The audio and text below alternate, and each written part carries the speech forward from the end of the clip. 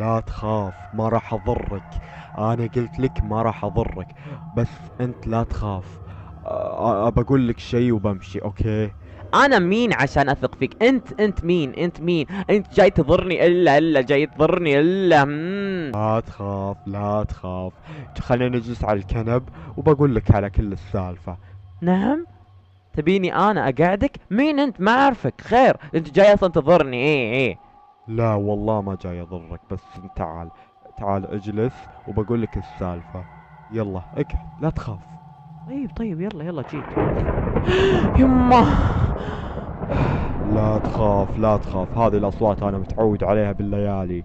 اسمع، انا قلت لك، وقفت عند لما قلت لك على سالفة اهلك. انت ما تدري ان اهلك، ما تدري ان اهلك مو موجودين ومو معبرينك. راحوا مكان ولا عبروك لانك انت بالاساس اصلا ما عبرتهم. يعني ما في حد تقدر تتكل عليه، ما في حد تقدر تثق فيه. عشان كذا انا جايك، عشان كذا انا جايك واقول لك الحقيقة. انا اتبعكم، انا اتجسس عليكم في هذا البيت واعرف اهلك.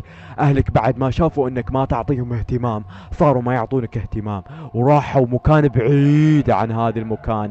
ما هو موجودين في هذا البيت، راحوا مكان بعيد لانك انت ما تهتم لهم، تثق في احد مهما كان.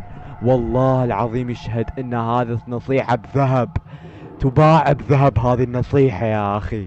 لا تخاف، انا ما راح اضرك، انا جاي انصحك واوريك الطريق الصح.